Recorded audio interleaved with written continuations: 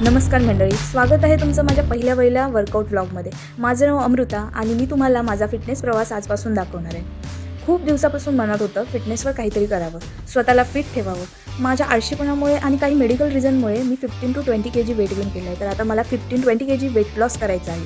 आज अखेर तो दिवस आलेला आहे। जिममध्ये आल्यावर पहिली गोष्ट समजली, इथे फक्त वजन कमी करायला नाही तर स्वतःला स्ट्रॉंग बनवायला येतो आपण।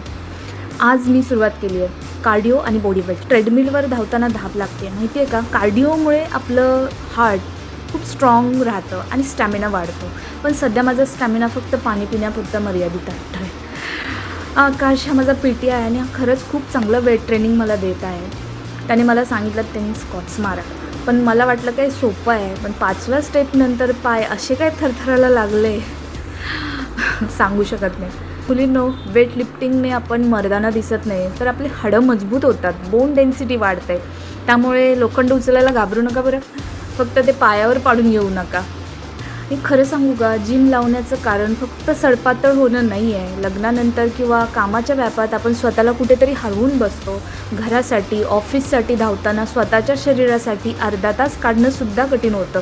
आज जेव्हा आरशात बघितलं मी स्वतःला, तेव्हा जाणवलं की या शरीरासाठी मी काहीच केलेलं नाही आहे। हा घाम फक्त फॅट जळण्यासाठी नाही आहे, तर हा माझा स्वतःसाठी घालवलेला वेळ आहे। आणि तर हा होता माझा पहिला दिवस। उद्या अंथरुणातून उठता येईल की नाही सांगता येत नाही, पण जिद्द कायम आहे। व्हिडिओ कसा वाटला नक्की सांगा आणि तुम्ही तुमचा मी टाईम कसा घालवता कमेंटमध्ये नक्की सांगा। लवकरच भेटूया। व्हिडिओ आवडला असेल तर नक्की मला सबस्क्राईब करा। Thank you so much.